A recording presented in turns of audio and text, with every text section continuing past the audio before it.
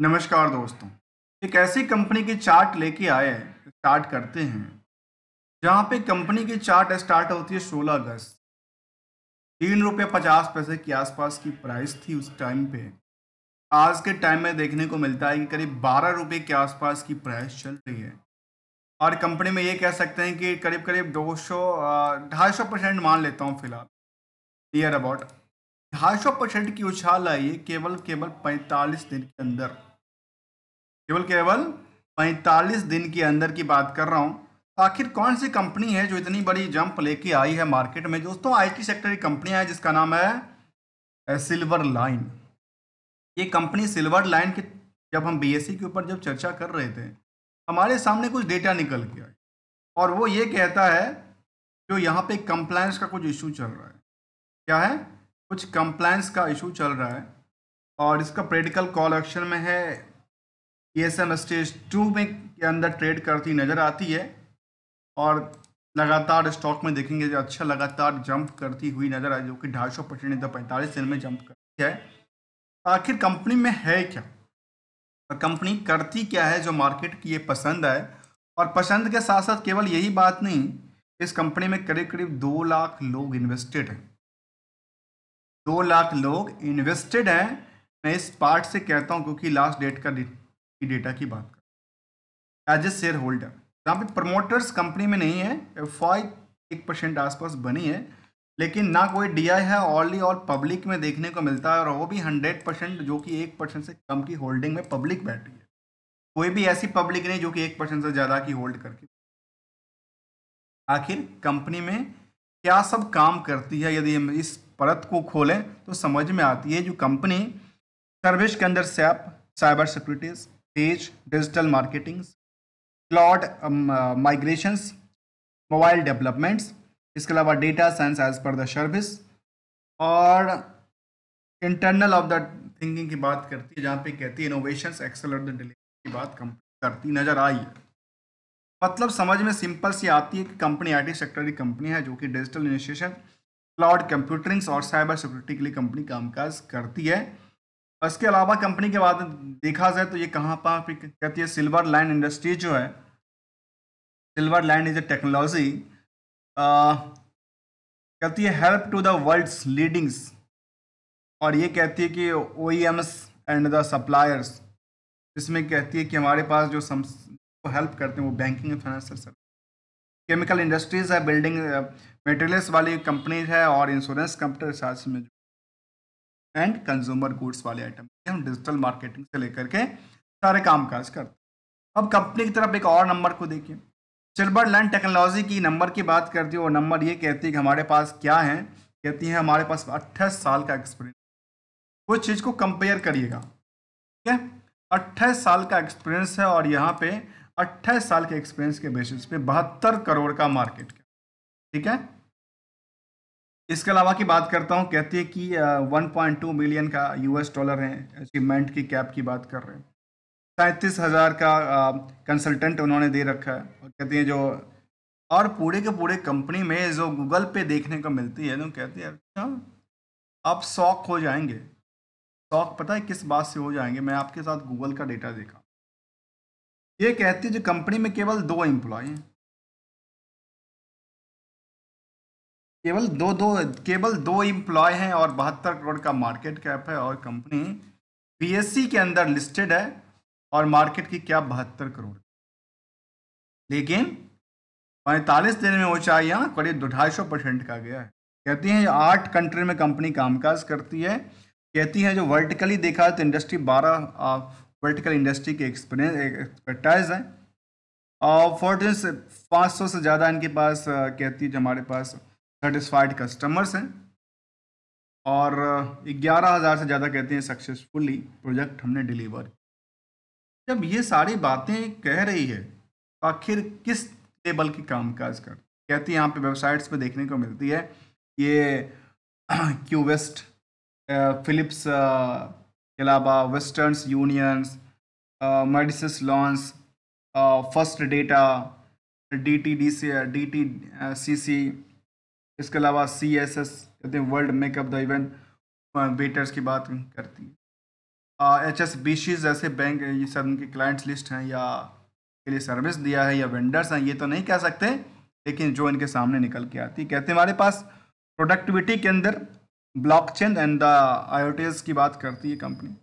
Solution भी देखने को मिलते हैं जहाँ पे कहते हैं सप्लाई चेन सोल्यूशंस की बात करें, फार्मा लाइफ साइंस सोल्यूशन की बात करें, रिटेल सोल्यूशन की बात करें, ये सारी कंपनी कामकाज अलग अलग सेक्टर में कामकाज करती नजर आती है। तो मार्केट की कैप की तरफ 72 करोड़, बुक वैल्यू करीब 4 रुपए के आसपास, इंटरेस्टिंग वैल्यू बिल्कुल साइलेंट बैठी है, स्टॉक का पी नहीं कहता क्योंकि शायद अभी रिसेंटली लिस्टेड की बात हुआ होगा। तो इसके अलावा देखा जाए तो कंपनी 1992 में बनी थी और 92 में बनने के बाद business of the software development का कामकाज है। इनका अर्निंग की बात करें तो 10 रुपए के बेसिस पे 13% की कंपनी अर्निंग प्रॉफिट नहीं करती है, नुकसान करती है। अब यहाँ पे अंडरग्राउंड्स की भीड़ नहीं दिखता क्योंकि जैसे ही जो प्रॉफिट लॉस में कन्वर्ट हो गई, प्रॉफिट की जगह लॉस हो गई, तो फिर अंडरग्राउंड्स की भीड़ में आपके हमारे सामने वो नहीं दिखता जो हम ऊपर से कैप्चर कर सकते हैं। जहाँ पे इंडस्ट्रियल की बाकी कंपनियों में करीब 39 के आसपास का आंकड़ा कहता है, वहाँ पे ROC और ROE के कुछ न्यूनतम से भी कम देखने को मिलता है। प्रमोटर कुछ है ही नहीं कंपनी के बारे में। करंट डेट टू इक्विटी काफ़ी कहते हैं 1.46 का, और करंट रेशियो का 30 का। दोस्तों इन सभी हाईलाइटेड पॉइंट के पीछे मेरा काम है बस R2R को लेकर।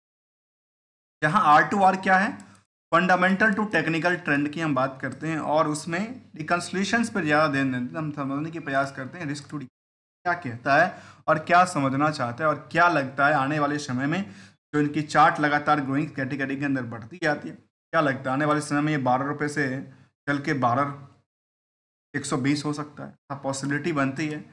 मैं कहता हूँ 120 बनने के लायक है, पॉसिबिलिटी बनती है। तो चलिए इसके प्रति हम एक एक पड़ाव को जानने के प्रयास करते हैं। जहाँ पे कंपनी के फंडामेंटल के कुछ एस्पेक्ट को देखा जाए तो कंपनी कहती है जो हमारे पास लगातार हम ग्रोइंग कैटेगरी के अंदर फील कर रहे हैं, comparison with the YoY as per the QR 80% तक की जंप थी और EBITDA में करीब 100% तक की जंप की आती है क्वार्टर ऑन क्वार्टर बेसिस पे।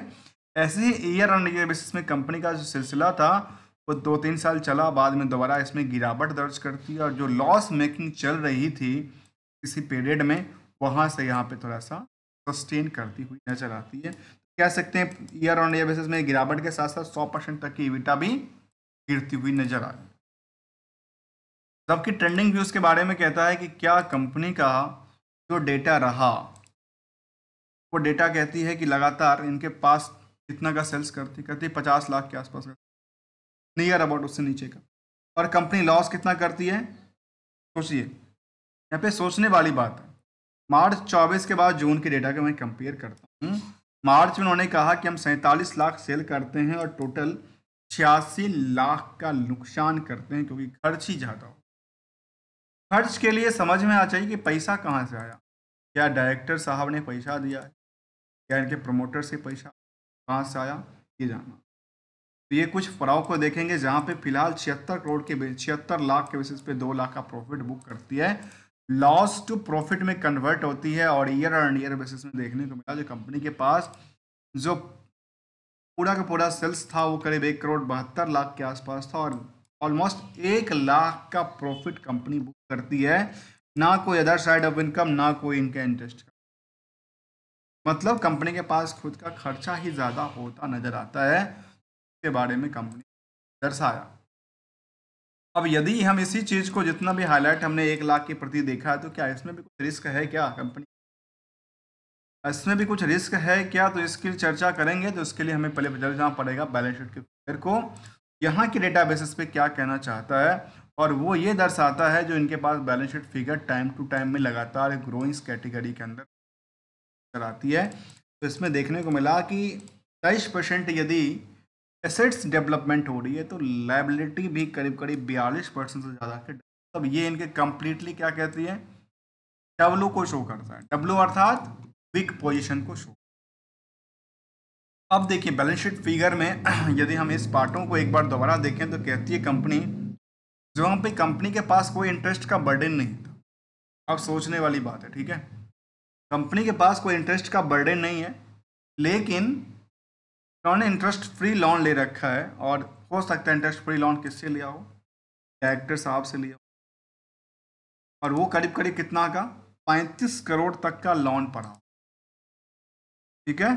और उतना ही 35 करोड़ का लोन के बजाय इनका तो रिजर्व है वो 35 करोड़ नुकसान में चल रही है। और वर्किंग प्रोग्रेस में सबसे ज़्यादा पैसा लगा है, ना इनके पास एसेट्स का पार्ट है ना कोई उधार का पार्ट है। यदि उधार की तरफ भी देखें तो कहती है इनके पास 4 करोड़ का उधार पड़ा। यहाँ पे आकर के लगती है कि अच्छा कंपनी में शायद कर क्या रही है जहाँ पे रिस्क इतना बड़ा है कंपेरिजन विद द सेल्स के बेसिस पे। तो इसका डेटर्स कितने दिन में पैसा देता है इसे, और 4 करोड़ 5 करोड़ मानते हैं, 5 करोड़ के आधार पे देखा जाए तो कंपनी पूरे साल में 1 करोड़ 72 लाख का सेल कर 1 करोड़ 72 लाख की सेल करती है। 5 करोड़ का उधार पड़ा है, 1 लाख का प्रॉफिट बुक कर। इन तीनों को कंपेयर करके देखिए मार्केट में इसका opportunity क्या कहती है, फंडामेंटल के जो इफेक्ट दिखाते हैं ना चार्ट पे का और डेट्स का रेशियोज को देखा जाए तो कहते हैं तो यहाँ तो इनका सिचुएशन उल्टा पड़ रहा है। किसके according, comparison with the chart के लिए जो मार्केट में चलती नजर आती है उसके उल्टा पर क्यों पड़ रहा है कि जो नेट प्रॉफिट मार्जिन है वही नहीं बनता है। और रेशियोज की बात में तो कहती है अच्छा आपके पास तो 3 साल में पैसा आता है जी।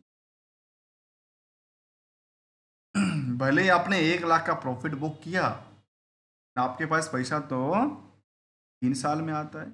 ये क्या चक्कर है, एक भारी चक्कर है पता है। इसका इसका भी वीक पोजीशन की बात करता है। भले ही स्टॉक की प्राइस में 250% की उछाल आए, सेंटिमेंटल भी कुछ कहता होगा जिस सेंटिमेंटल के बेसिस पे। अब देखिए दोस्तों सेंटिमेंटल कंपनी के बारे में कहता है यहाँ पे चेंज मैनेजमेंट्स में चेंज हो रहा है। इसके अलावा की बात में तो कहती है कंपनी जो कंपनी के सीएफओ हैं उनकी रिजनेशन हो रही है। तो आखिर ये सब में चल क्या रहा था जहाँ पे इस रेशियोज के बेसिस पे हमने इसको पढ़ा, और ये क्या इसको अब समझने की प्रयास करते हैं एनालिसिस पार्ट को। से पहले इनकी हिस्टोरिकल डेटा फ्रेम में तो वो क्या कहता है, स्टॉक की प्राइस बढ़ने के पीछे कुछ कारण क्या है जहां से स्टॉक में लगातार कुछ सेंटिमेंटल बना रहा है या कुछ मार्केट की प्रॉम्प्ट किया जा रहा है। यहाँ पे देखने को आती है कि सेल्स तो लगातार गिर रही है, प्रॉफिट गिर रही है, स्टॉक प्राइस सीजीआर कुछ नहीं कह रही है क्योंकि 1 साल से कम का डेटा शो करती है। और यहाँ पे बेसिस पे कंपनी में करीब करीब 250% की उछाल आई है और उछाल का सिलसिला लगातार बढ़ता है।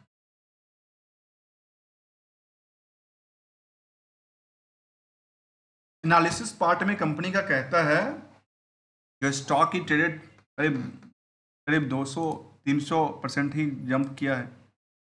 इंटरेस्ट कवरेज की बात बहुत कम कहता है क्योंकि इंटरेस्ट ऑलरेडी जो लोन है वो किससे लिया होगा, प्रमोटर से लिया, उससे लिया होगा, डायरेक्टर से। तो इसके अलावा देखा जाए कंपनी प्रमोटर्स होल्डिंग कुछ नहीं है। कंपनी में जो डेटर्स रेशियोज हैं वो काफ़ी ज़्यादा है। हर कंपनी हैज़ अ डेटर्स जो है 1000 दिन का आंकड़ा। मतलब आपने कोई सामान बेचा और सामान बेचने के बाद 3 साल तक भूल जाइए उसके बाद पैसा आएगा, उसके लिए ऐसा आंकड़ा कहता है। इस आंकड़ा के बेसिस पे पूरे के पूरे कंपनी में जो कंपनी 92 से चल रही है उसमें 2 ही एम्प्लॉय की बात कर रही है। इस डेटा गूगल के डेटा की बात कर रहा हूँ।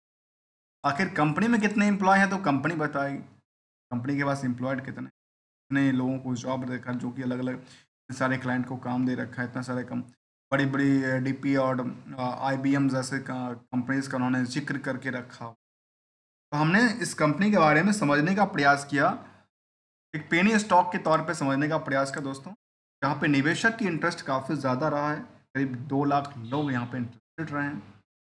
मिलते हैं कुछ नई स्टडी के साथ, न्यू कंसेप्ट के साथ। तब तक के लिए thank you so much for joining here दोस्तों। कोई भी ट्रेडिंग की बात, कोई भी एडवाइजरी की बात हमारे प्लेटफॉर्म पे नहीं होती है। ओनली एज अ लर्नर हूँ, और यदि हमारी लर्निंग पॉइंट में कुछ अच्छा वीडियो को लाइक कर सकते हैं, बेटर लर्निंग अवेयरनेस का सपोर्ट भी दे सकते हैं। तब तक के लिए मिलते हैं कुछ नई